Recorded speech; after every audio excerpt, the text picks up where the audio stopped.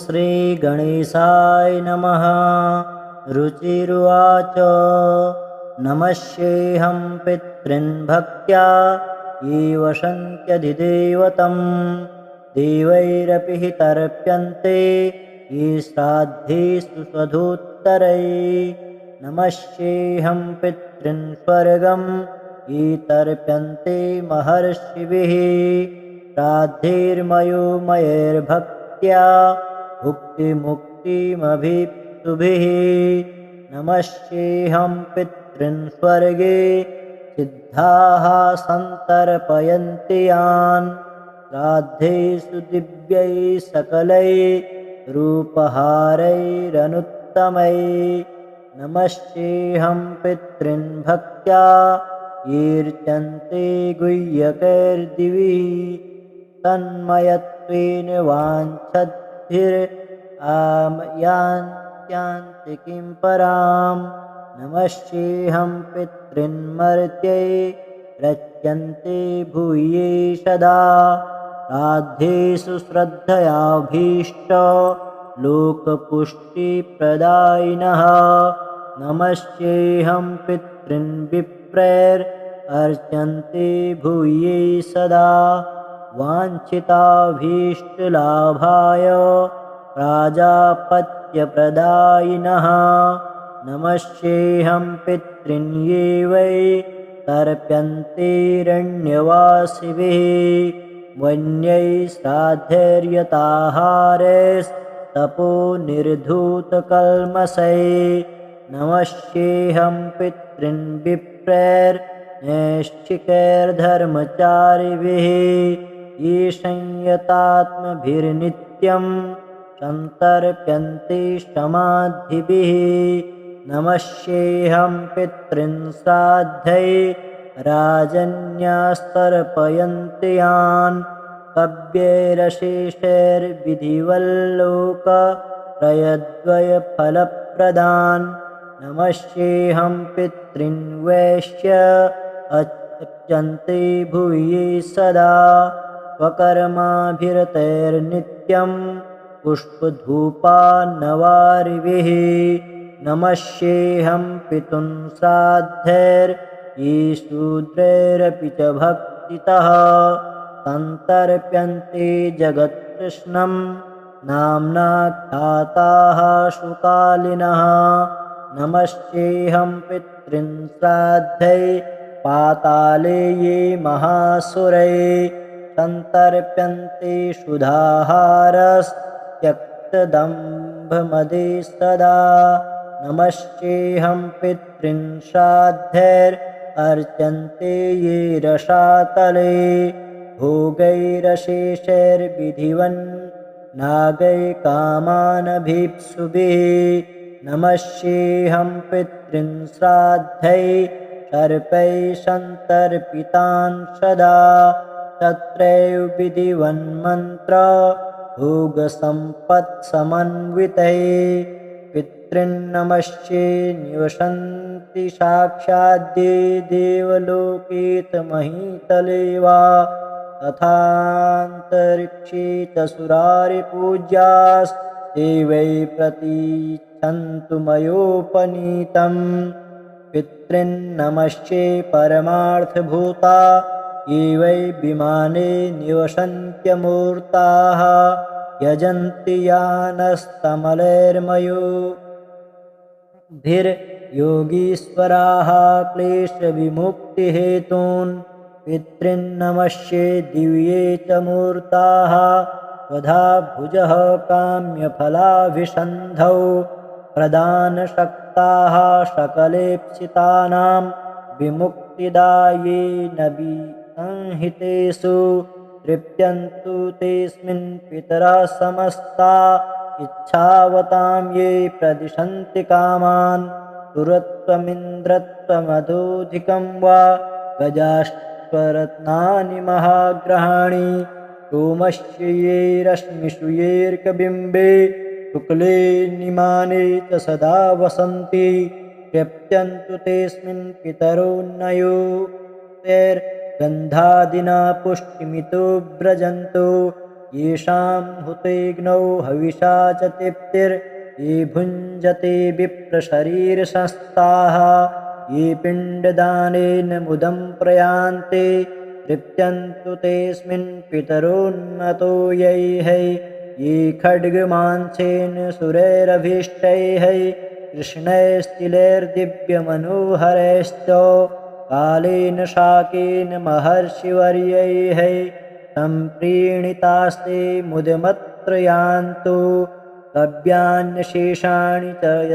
यान्यभीष्टान् यतीव तेषां मम पूजितानां तेषां च सान्निध्यमिहास्तु पुष्प गन्धाम्बुभोज्येषु मया कृतेषु दिने दिने ये प्रतिक्रियतेर्चा माशान्तपूज्या भूयेष्टकाशु ये वत्सरान्तेऽभ्युदये च पूज्याः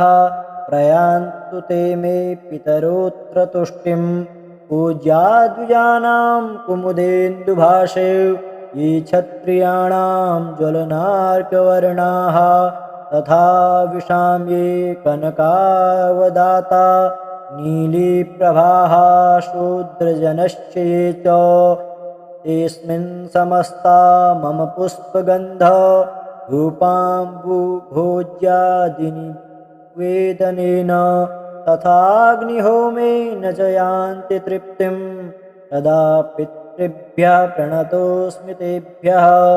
ये पूर्वाण्यति तृप्तिहेतु रस्नातिकव्यानि शुभाहृतानि तृप्तास्त ये भूतिसृजो भवन्ति तृप्यन्तु तेऽस्मिन् प्रणतोऽस्मि तेभ्यः रक्ष्यांसि भूतान्यसुरस्तथोग्रान् निर्णाशयन्तु त्वशिषं प्रजानाम् आद्याः सुराणाममरेशपूज्यास्तृप्यन्तु तेऽस्मिन् प्रणतोऽस्मि तेभ्यः नमस्येऽहं पितॄन् भक्त्या ये वसन्त्यधिदेवतं देवैरपि हि तर्प्यन्ते ये श्राद्धेषु स्वधोत्तरैः नमस्येऽहं पितॄन् स्वर्गं ये तर्प्यन्ते महर्षिभिः श्राद्धैर्मयोमयैर्भक्त्या भुक्तिमुक्तिमभिप्तुभिः नमस्येऽहं पितॄन् स्वर्गे सिद्धाः सन्तर्पयन्ति यान् श्राद्धेषु दिव्यैः सकलैः रूपहारैरनुत्तमैः नमस्येऽहं पितॄन् भक्त्या येऽर्चन्ते गुह्यकैर्दिवि तन्मयत्वेन वाञ्छद्भिर्यान्त्यान्ति किं परां नमस्येऽहं पितॄन् मर्त्यैः रच्यन्ते भूये सदा श्राद्धेषु श्रद्धयाभीष्ट लोकपुष्टिप्रदायिनः नमस्येऽहं पितॄन् विप्रैरर्चन्ते भूये सदा वाञ्छिताभीष्टलाभाय प्राजापत्यप्रदायिनः नमस्येऽहं पितॄन् ये वै तर्प्यन्तेरण्यवासिभिः वन्यैः श्राद्धैर्यताहारैस्तपो निर्धूतकल्मषैः नमस्येऽहं पितॄन् विप्रैर्नैष्ठिकैर्धर्मचारिभिः ये संयतात्मभिर्नित्यं सन्तर्प्यन्ते समाधिभिः नमस्येऽहं पितॄन् श्राद्धैः राजन्यास्तर्पयन्ति यान् कव्यैरशेषैर्विधिवल्लोकत्रयद्वयफलप्रदान् नमस्येऽहं पितॄन् वैश्य अर्चन्ते भूये सदा स्वकर्माभिरतैर्नित्यं पुष्पधूपान्नवारिभिः नमस्येऽहं पितॄन् श्राद्धैर्ये शूद्रैरपि च भक्तितः सन्तर्प्यन्ते जगत्कृष्णं नाम्ना ख्याताः सुकालिनः नमश्चेऽहं पितॄन् श्राद्धै पाताले ये महासुरै सन्तर्प्यन्ते क्षुधाहारस्त्यक्तदम्भमदे सदा नमश्चेऽहं पितॄन् श्राद्धैरर्च्यन्ते ये रसातले भोगैरशेषैर्विधिवन् नागैकामानभीप्सुभिः नमश्चेऽहं पितॄन् श्राद्धै सर्पैः सन्तर्पितान् सदा तत्रैव विधिवन्मन्त्र भोगसम्पत्समन्वितैः पितॄन्नमश्चे निवसन्ति साक्षाद्ये देवलोकेतमहीतले वा तथान्तरिक्षे च सुरारिपूज्यास्ते वै प्रतीच्छन्तु मयोपनीतम् पितॄन्नमश्चे परमार्थभूता ये वै विमाने निवसन्त्यमूर्ताः यजन्ति यानस्तमलैर्मयोभिर्योगीश्वराः क्लेशविमुक्तिहेतून् पितॄन्नमश्ये दिव्ये च मूर्ताः स्वधा भुजः काम्यफलाभिसन्धौ प्रदानशक्ताः सकलेप्सितानां विमुक्तिदाये नबीसंहितेषु तृप्यन्तु तेऽस्मिन् पितरः समस्ता इच्छावतां ये प्रदिशन्ति कामान् सुरत्वमिन्द्रत्वमधोऽधिकं वा गजाश्वरत्नानि महाग्रहाणि सोमस्य ये रश्मिषु येऽर्कबिम्बे शुक्ले निमाने च सदा वसन्ति तृप्यन्तु तेऽस्मिन् पितरोन्नयोर्गन्धादिना पुष्टिमितो व्रजन्तो येषां हुतेऽग्नौ हविषा च तृप्तिर्ये भुञ्जते विप्रशरीरसंस्थाः ये पिण्डदानेन मुदं प्रयान्ते तृप्यन्तु तेऽस्मिन् पितरोन्नतो यैः ये खड्गमांसेन सुरैरभीष्टैः कृष्णैस्तिलैर्दिव्यमनोहरैश्च कालेन शाकेन महर्षिवर्यैः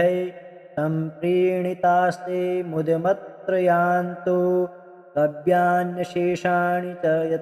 यान्यभीष्टान् यतीव तेषां मम पूजितानां तेषां च सान्निध्यमिहास्तु पुष्प गन्धाम्बुभोज्येषु मया कृतेषु दिने दिने ये प्रतिक्रियतेर्चा माशान्तपूज्या भूयेष्टकाशु ये ये वत्सरान्तेऽभ्युदये च पूज्याः प्रयान्तु ते मे पितरोऽत्र तुष्टिं पूज्या द्विजानां कुमुदेन्दुभाषे ये क्षत्रियाणां ज्वलनार्कवर्णाः तथा विशां ये कनकावदाता नीलीप्रभाः शूद्रजनश्च ये च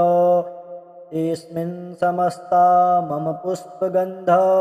धूपाम्बुभोज्यादिनिवेदनेन तथाग्निहोमेन च यान्ति तृप्तिं तदा पितृभ्यः प्रणतोऽस्मि तेभ्यः ये पूर्वाण्यतितृप्तिहेतो रस्नातिकव्यानि शुभाहृतानि तृप्तास्त ये भूतिसृजो भवन्ते तृप्यन्तु तेऽस्मिन् प्रणतोऽस्मि तेभ्यः रक्ष्यांसि भूतान्यसुरस्तथोग्रान् निर्णाशयन्तु त्वशिषं प्रजानाम् आद्याः शुराणाममरेशपूज्यास्तृप्यन्तु तेऽस्मिन् प्रणतोऽस्मि तेभ्यः नमस्येऽहं पितॄन् भक्त्या ये वसन्त्यधिदेवतं देवैरपि हि तर्प्यन्ते ये श्राद्धेषु स्वधोत्तरैः नमस्येऽहं पितॄन् स्वर्गं ये तर्प्यन्ते महर्षिभिः श्राद्धैर्मयोमयैर्भक्त्या भुक्तिमुक्तिमभीप्सुभिः नमस्येऽहं पितॄन् स्वर्गे सिद्धाः सन्तर्पयन्ति यान् श्राद्धेषु दिव्यैः सकलैः रूपहारैरनुत्तमैः नमस्येऽहं पितॄन् भक्त्या ईर्ष्यन्ते गुह्यकैर्दिवि तन्मयत्वेन वाञ्छद्भिर्यान्त्यान्ति किं पराम् नमस्येऽहं पितॄन् मर्त्यै रच्यन्ते भूये सदा श्राद्धेषु श्रद्धयाभीष्ट लोकपुष्टिप्रदायिनः नमस्येऽहं पितॄन् विप्रैरर्च्यन्ते भूये सदा वाञ्छिताभीष्टलाभाय प्राजापत्यप्रदायिनः नमस्येऽहं पितॄन् ये वै तर्प्यन्तेरण्यवासिभिः वन्यैः श्राद्धैर्यताहारैस्तपो निर्धूतकल्मषैः नमस्येऽहं पितॄन् विप्रैर्नैष्ठिकैर्धर्मचारिभिः ये संयतात्मभिर्नित्यं सन्तर्प्यन्ते समाधिभिः नमस्येऽहं पितॄन् श्राद्धैः राजन्यास्तर्पयन्ति यान् कव्यैरशेषैर्विधिवल्लोकत्रयद्वयफलप्रदान् नमस्येऽहं पितॄन् वैश्य अर्च्यन्ते भूये सदा स्वकर्माभिरतैर्नित्यं पुष्पधूपान्नवारिभिः नमस्येऽहं पितॄन् श्राद्धैर्ये शूद्रैरपि च भक्तितः सन्तर्प्यन्ते जगत्कृष्णं नाम्ना ख्याताः सुकालिनः नमस्येऽहं पितॄन् श्राद्धैः पाताले ये महासुरैः सन्तर्प्यन्ते क्षुधाहारस्त्यक्तदम्भमदे सदा नमस्येऽहं पितॄन् श्राद्धैरर्च्यन्ते ये रसातले भोगैरशेषैर्विधिवन्नागैकामानभीप्सुभिः नमस्येऽहं पितॄन् श्राद्धैः सर्पैः सन्तर्पितान् सदा तत्रैव विधिवन्मन्त्र भोगसम्पत्समन्वितैः पितॄन् नमस्ये निवसन्ति साक्षाद्ये देवलोकेतमहीतले वा तथान्तरिक्षे च सुरारिपूज्यास्ते वै प्रतीच्छन्तु मयोपनीतम् पितॄन् नमस्ये परमार्थभूता ये वै विमाने निवसन्त्यमूर्ताः यजन्ति यानस्तमलैर्मयोभिर्योगीश्वराः क्लेशविमुक्तिहेतून् पितॄन् नमस्ये दिव्ये च मूर्ताः स्वधा भुजः काम्यफलाभिसन्धौ प्रदानशक्ताः सकलेप्सितानां विमुक्तिदाये नबीसंहितेषु तृप्यन्तु तेऽस्मिन् पितरः समस्ता इच्छावतां ये प्रदिशन्ति कामान् सुरत्वमिन्द्रत्वमधोधिकं वा गजाश्वरत्नानि महाग्रहाणि सोमस्य ये रश्मिषु येऽर्कबिम्बे शुक्ले निमाने च सदा वसन्ति तृप्यन्तु तेऽस्मिन् पितरोन्नयोतैर्गन्धादिना पुष्टिमितो व्रजन्तु येषां हुतेऽग्नौ हविषा च तृप्तिर्ये भुञ्जते विप्रशरीरसंस्थाः ये पिण्डदानेन मुदं प्रयान्ते तृप्यन्तु तेऽस्मिन् पितरोन्नतो यैः